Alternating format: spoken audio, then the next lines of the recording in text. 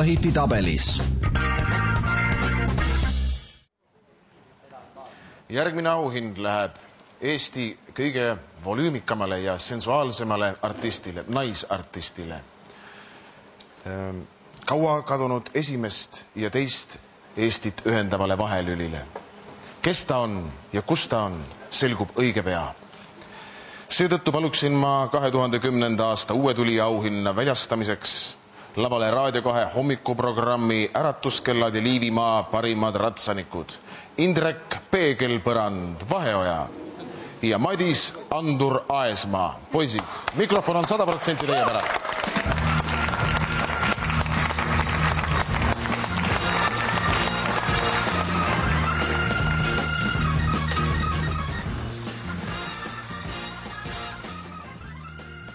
Nagu nii on alati, et kui meie kord on anda üle auhind ja auhinna saaja on volüümikas ja sensuaalne ja nagu igatpidi tore ja võimekas, siis teda muidugi siin ei ole täna õhtul. Ta on kuskil Viljandis või Rõngus. Jah.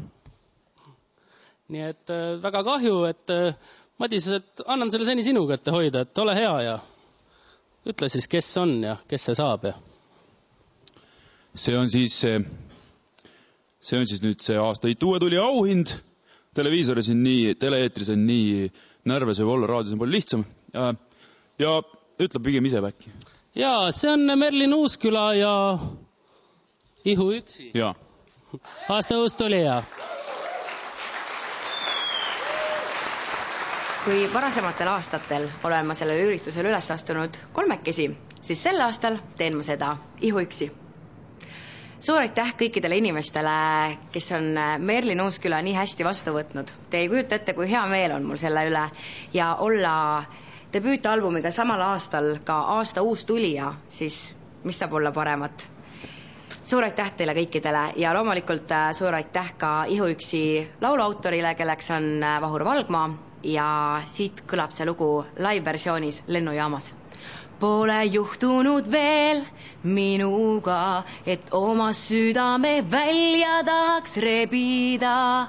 Arvasin ammu kõik meil möödas sai, kui Ihu Üksi ma jäin. Okei, tegelikult päris nii Ihu Üksi ma ka ei ole. Aga täna ma ei ole teiega sellepärast koos, et lähen puhkusreisile, kuna muusikute ainuke puhkushetk on jaanuar ja ma ei lase seda võimalust käest, nii et varsti olen uuesti Eestimaal uute ideedega, paremate lugudega ja parema artistina.